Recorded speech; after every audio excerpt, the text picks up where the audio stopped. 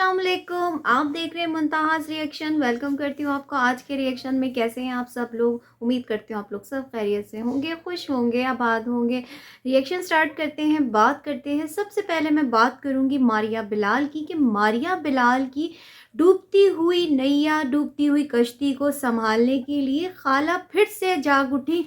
ये वो खाला हैं, कोई लोग मेरे जो देखने वाले उनको मैं बता दूं कि आजकल मारिया बिलाल के चैनल पे उनकी एक बहुत पुरानी कोई मोहल्ले में रहने वाली आंटी खाला जो इनके बहुत पुराने वाले व्लॉग में आया करती थी, अब तो वो चैनल भी सेल हो चुका है। तो मैंने ये इनकी वीडियो में खाला देखी थी और अब अचानक से वो सरगोदा वाली खाला दोबारा से लाहौर आ गई है मारिया बिलाल के पास, और अपने चैनल का नाम भी उन्होंने मारिया के नाम से रख लिया है और सरगर्म है आजकल मार्केट में। यानी मारिया और बिलाल के साथ शॉपिंग भी कर रही हैं, प्लेलैंड भी जा रही हैं, उनको शॉपिंग करवा भी रही हैं। क्या मामला है? यानी इससे मतलब आप लोग भी मुझे कमेंट में ज़रूर बताइएगा कि ये क्या चक्कर है। कुछ लोग ये कहते हैं कि मारिया बिलाल को जो है मारिया बिलाल ने अपना चैनल आंटी को, खाला को सेल किया है। अब वो उसके बाद कुछ यानी रकम ले ली होगी खाला से और बाकी की जो रकम है वो शॉपिंग के ज़रिए वसूल कर रही हैं। अभी रिसेंटली एक व्लॉग आता है जिसके अंदर कहा जाता है कि बेबी की फ़ाइनल शॉपिंग भी कर ली, और उससे पहले एक व्लॉग आता है जिसमें दिखाया जाता है कि ऑपरेशन का यानी वो बैग रेडी हो चुका है, बेबी बैग। लेकिन वो बेबी बैग रेडी होने के बाद दोबारा अलमारी में बंद हो चुका है। यानी डॉक्टर के पास पूरी तैयारी के साथ जाते हुए व्लॉग दिखाया, साथ में उनके वालिद साहब भी मौजूद थे। और फिर हॉस्पिटल जाने के बाद डॉक्टर ने शायद मना कर दिया कि नहीं, अभी मेरे जो छुरी कांटे वो तेज़ नहीं है, अभी आप घर चले जाएं, मैं थोड़ा सा तेज़ कर लूँ फिर बुला लेती हूँ। यानी ये क्या इन लोगों ने ड्रामा बना के रखा हुआ है, खेल बना के रखा हुआ है। वही मैं कहती हूँ जो मैं पहले कहती आई थी कि हमारे पाकिस्तानियों ने पाकिस्तान का नाम शर्म से झुका दिया है। यानी इस वक्त इंडिया हो या इंडिया में भी ये काम हो रहा है, बाहर के जितने भी हमारे ममालिक के बहन भाई हमें देख रहे हैं वो सब पाकिस्तान पे मैं कहूँगी शेम शेम कर रहे हैं कि ये मर्द मर्द कहलाने के अब काबिल नहीं रहे। यानी जो मर्द अपनी बीवियों के इन दिनों को, इन चीज़ों को पर्सनल रखते हैं, प्राइवेट रखते हैं, लेकिन ये मर्द उनको भरपूर अंदाज में कैश कर रहे हैं।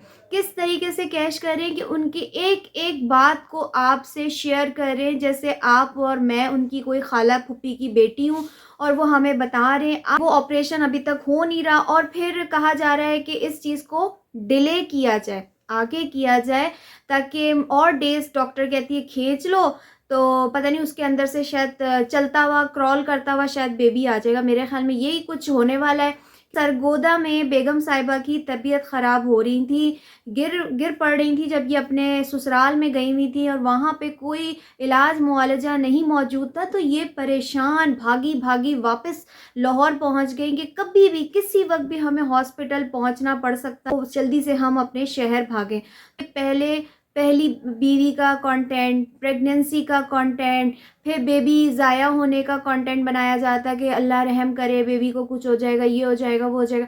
और फिर उसके बाद भाई के निकाह का कंटेंट कि निकाह करना है। उसके बाद जब निकाह का जो ड्रामा ख़त्म किया तो सरगोदा के गांव भाग गए कि थोड़ा सा गांव की पिक्चराइजेशन करते हैं, शायद उससे हमारे थोड़े जो डूबती हुई नैया संभल जाए, लेकिन वो भी कामयाब ना हुआ। उसके बाद अब उन्होंने वापस आने के बाद अब खाला जानी का कंटेंट निकाला हुआ है कि शायद खाला जानी की कुछ थोड़ी सी 100-200 जो ऑडियंस है वो मारिया बिलाल को संभाल लें, या मारिया बिलाल को इस खाला को देखते हुए कोई सिंपति देते हुए मारिया बिलाल के चैनल को संभाल लें। क्योंकि मारिया बिलाल तो मैं कहूँगी सोनिया गोपाल के भी बाबा जानी निकले हैं कि वो भी चैनल सेल करते हैं, लेकिन ये कुछ क्विक फास्ट उनकी सर्विस है मारिया बिलाल की कि हर महीने इनका चैनल सेल हो रहा है। हर पता नहीं कितने मारिया बिलाल चैनल सेल कर चुके हैं और पब्लिक इनको सब्सक्राइब कर लेती है।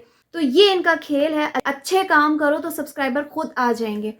तो अब यहाँ से मैं मर्दों की बात करते हुए थोड़ा सा आगे जाके मैं जो आमना फैमिली है, किचन विद आमना वाली फैमिली के जो भाई साहब हैं अली और मोमिना की बात करूँगी। मेरी एक सब्सक्राइबर है, उन्होंने मुझे जब इस चीज़ के बारे में बताया, फिर मैंने जाके वो व्लॉग देखा। फिर मुझे बहुत वाक़ई मुझे जो वो कह रही थी ना, उन्होंने कहा कि आप सल्लल्लाहु अलैहि वसल्लम की हदीस है कि जब इंसान की शर्म ख़त्म हो जाए ना, तो फिर वो जो चाहे करे। तो मैंने इस बात को वाक़ई मैंने जब चीज़ देखी तो मैंने कहा वाक़ई, यानी एक चीज़ उनके हाथ में आ चुकी है कि मोबाइल हमारे सामने है, दुपट्टे हम उतार चुके हैं, मतलब जब दिल चाहता है अब मोमिना भी दुपट्टा उतार देती हैं। और अब सीन ऐसा था कि मैंने मरियम का व्लॉग देखा जिसके अंदर उनकी जो मदर हैं वो बेड पे बैठी हुई हैं, साथ में मोमिना बैठी हुई हैं अपने बेटे ज़ियान को गोद में लेके, और सामने ही उनके हस्बैंड अली बैठे हुए हैं। अब जब कैमरा ऑन होता है तो इंसान, वैसे भी घर में कोई मेहमान आ जाए तो हम लोग झट से ठीक होके अपना हुलिया दुरुस्त करके बैठ जाते हैं कि जैसे होता है कोई हमारे घर पे आया है। लेकिन जब मोमिना क्या नन्ही काकी हैं, मरियम नन्ही काकी हैं, उनको ये नहीं पता कि मोबाइल पे आप शूट कर रही हो और वो जब अपलोड होगी तो पूरी दुनिया देखेगी, यानी हमारी पूरी जो यूट्यूब फैमिली है वो हमें देखेगी। तो किस अंदाज में मरियम बैठी हुई है बेड पे, बेटे को गोद में लिया हुआ है, पहले तो वो मुझे अंदाज बहुत ही बेहुदा लगा है। उसके बाद जब उन्होंने अपने टाँगों को सरकाते हुए अपने जो हस्बैंड हैं उनकी गोद के पास, या गोद में कुछ ऐसे ही था, मैंने देखा इतना गौर से नहीं, लेकिन मुझे शर्म आ रही थी तो मैंने वो थोड़ा-सा क्लिप स्किप कर दिया कि वो बेगम साहिबा अपने हस्बैंड के गोद के पास टाँगे रख रही हैं। यानी वो पर्सनल चीज़ें, वो एक्टिविटी पर्सनल जो एक हस्बैंड वाइफ़ की प्राइवेट होती है, घर की हदूद में, कमरे की हदूद में होती है, लेकिन वहाँ पे ये चीज़ देखी गई कि खुलेआम सारी दुनिया को दिखाते हुए ये काम किया जा रहा है। तो अस्तग़फ़ार, बेच खाई है इन मर्दों ने शर्म।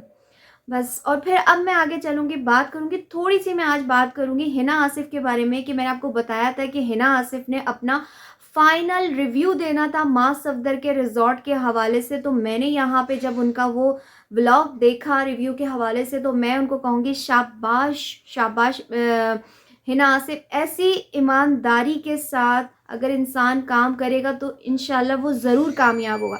आप लोगों ने देखा है कि मैंने काफ़ी हिना आसिफ़ के अगेंस्ट वीडियो बनाई है चमचागिरी को लेके, मक्खन जो ये रजब फैमिली से करते हैं, उससे पहले जितने हमारे पुराने यूट्यूबर्स हैं, अक्सा, बिलाल, इन सब से। तो अब मास से भी लेने के लिए ये शॉर्ट आउट वहाँ पहुँच गए थे। न्यू ईयर नाइट को वहाँ इन्होंने सवात में मास का जो रिज़ॉर्ट रूम बुक करवाया रिज़ॉर्ट में।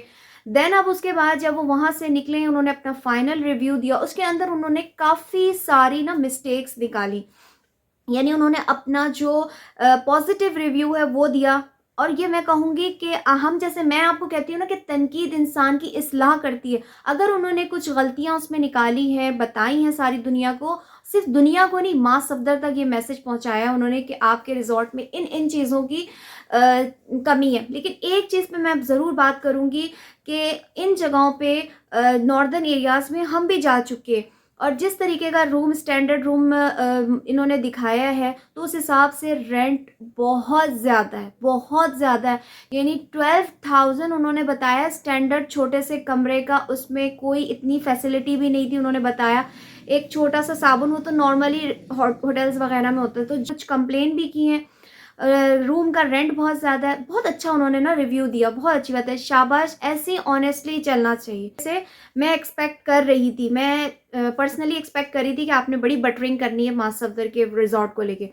अब चलते हैं आगे, बात करते हैं आमना उमैर के बारे में कि आमना नन्ही मुन्नी बच्ची है। यानी आमना, एक स्टोरी आती है उमैर साहब की जिसके अंदर उमैर आमना को बोलते हुए नज़र आ रहे हैं कि मैं तुम्हारी ग्रैंड बर्थडे करूँगा, तुम ठीक हो जाओ, सर्दी थोड़ी कम हो जाए तो मैं तुम्हारी आमना ग्रैंड बर्थडे करूँगा, और उसकी जो वीडियो है ना वो मैं अपने चैनल पे लगाऊंगा। अब देखें, यहाँ पे ऐसी बात करके उमैर साहब अपने देखने वालों को खुद इस चीज़ में मुब्तला कर रहे हैं, शक में मुब्तला कर रहे हैं कि कोई ना कोई अंदर खांचे इनकी जंग चल रही है।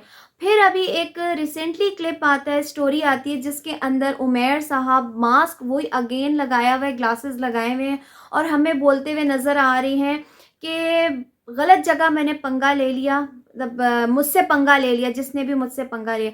उमैर एक चांस देता है, उसके बाद जो है फिर देख लेगा वो, और भगा दिया मैंने ऐसे लोगों को। और वैसे भी जो है ना, जो उमैर से नफ़रत करते हैं वैसे ही वो मुझे ब्लॉक कर देते हैं। तो ये सारी बातें करने का, वाईटी पे बात करने का क्या मकसद है? अब यहाँ पे ना ये वाली मैंने जो बात की है आप लोगों के साथ, ये मैंने बात कुछ एक सब्सक्राइबर हैं, कोई तहरीम नामी कोई औरत है, या वो समीना है या वो आयशा है, इन्हीं की कोई फैमिली में से वो बंदी है, क्योंकि मेरी जो सब्सक्राइबर हैं उन्होंने इस तरह के उनको कमेंट किए कि आप समीना हैं या आप आयशा हैं।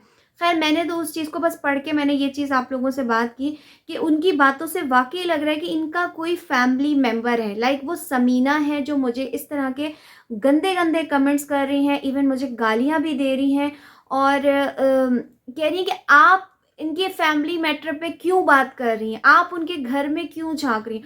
अब आप लोग भी अक्लमंद हैं, मैं भी अक्लमंद हूँ, मुझे भी पता है कि मैं आपकी फैमिली की बात तो नहीं कर रही ना, या मैं घर में अपनी बैठ के फैमिली की या मैं अपने नेबर्स की तो आपको नहीं बता रही ना।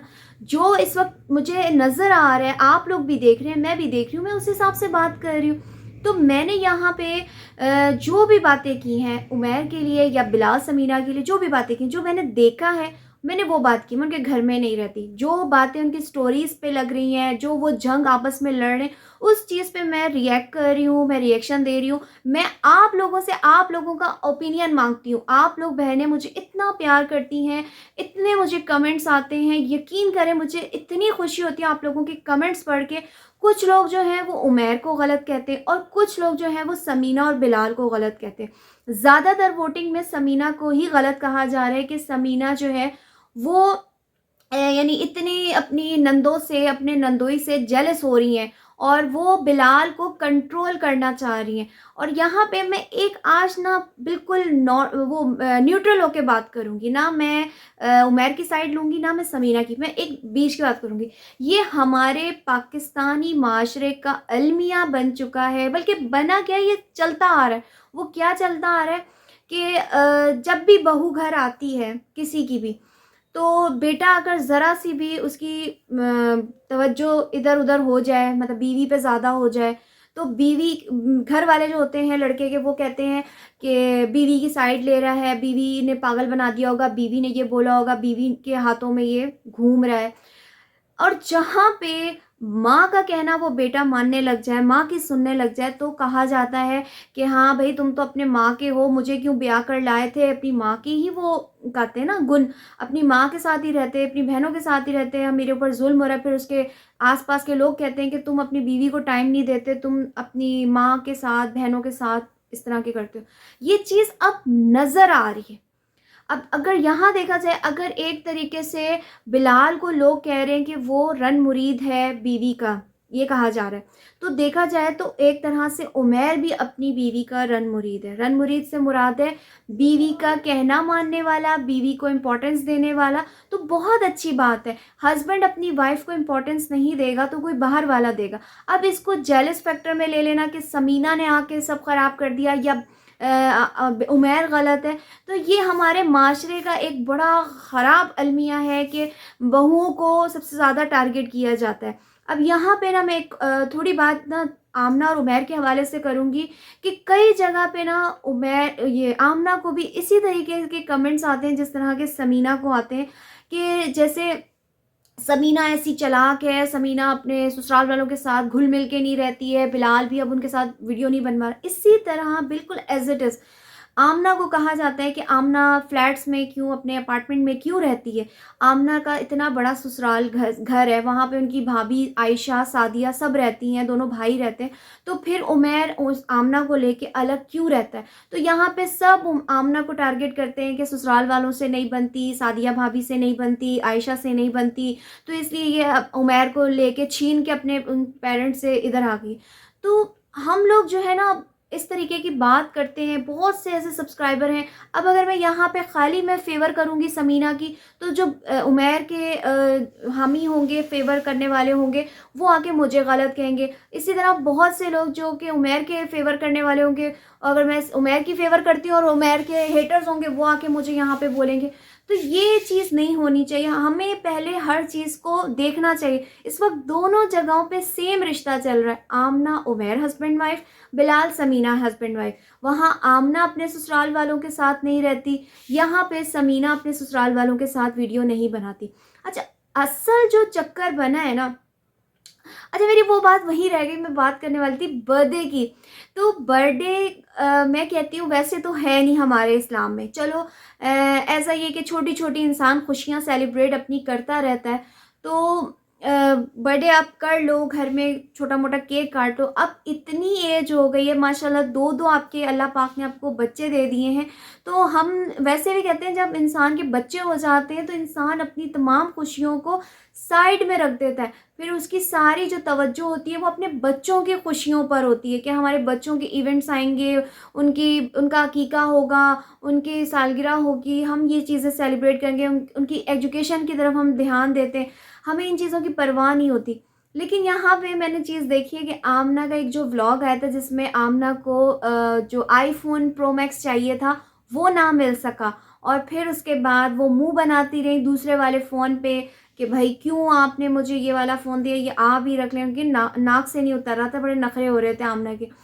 अब उस पे जो उमैर साहब उनको ग्रैंड बर्थडे का बोले थे, तो मैं समझती हूँ कि वैसे तो आप पाकिस्तान के हालात देखो, आपको देखने वाली मेजॉरिटी ज़्यादातर मिडिल क्लास है, तो फिर क्यों आप इस चीज़ पे वो बात कर रहे हो कि तो उस चीज़ को मद्देनज़र रखते हुए अगर उमैर साहब ये ग्रैंड बर्थडे ना करें, कोई ज़रूरी नहीं है, तो बहुत ही अच्छा होगा। नन्ना काकापन जो है ना, इन तीनों बहनों में मैं समझती हूँ शादी हो गई, बच्चे हो गए, मगर नन्ना काकापन नहीं जा रहा। खैर मेरा कोई इन लोगों से कोई पर्सनल ना लड़ाई है ना झगड़ा है, मैं तो हर व्लॉग में इनके लिए दुआ करती हूँ, इवन नमाज में भी दुआ करती हूँ कि इनके बीच के जो झगड़े हैं अल्लाह पाक उसको दूर करे, प्यार मोहब्बत दे आपस में इस फैमिली को।